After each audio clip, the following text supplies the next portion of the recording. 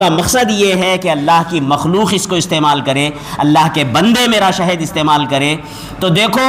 ایسے ہی علم کی بھی تین قسمیں ہیں، ایک علم نحلی ہوتا ہے، ایک علم نملی ہوتا ہے، ایک علم عنکبوتی ہوتا ہے۔ ہم اندازہ کر لیں، سوچ لیں کہ کس مقام پر کھڑے ہیں، کیا ہم علم نحلی حاصل کر رہے ہیں یا علم نملی حاصل کر رہے ہیں کم از کم، یا پھر عنکبوتی حاصل کرنے میں زندگی ضائع کر رہے ہیں۔ عنکبوتی علم وہ ہے جو اکثریت آج ہمارے نوجوان حاصل کر رہے ہیں کہ اس علم کا گھر اتنا کمزور ہے کہ دوسروں کو اس علم سے روشنی ملنا تو درکنار، خود کے اخلاق تباہ اور برباد ہو رہے ہیں۔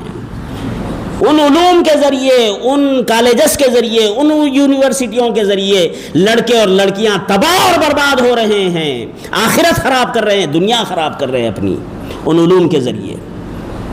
ان کے مقابلے میں ایک جاہل پیاز بیچنے والا، آٹو چلانے والا، پھر بھی جو ہے تمیز، تہذیب اور اخلاق کا کچھ نظر آ رہا ہے، مگر یہ کالج کا اسٹوڈنٹ ہے جو بدتمیزی اور بدتہذیبی میں جاہلوں سے بھی آگے گزر کر بدتہذیبی کر رہا ہے۔ تو یہ عنکبوتی علم ہے جو مکڑی کے جال کی طرح ہے کہ نہ خود کے لیے فائدہ مند نہ کسی دوسرے کے لیے فائدہ بخش۔ ایک نملی علم ہوتا ہے، اللہ ماشاء اللہ کچھ بندے، کچھ ہمارے بچے ایسے ہیں جو علم نملی حاصل کرنے میں ہے کہ چلو دوسرے کا فائدہ نہ سوچے، دوسرے کے لیے بھلا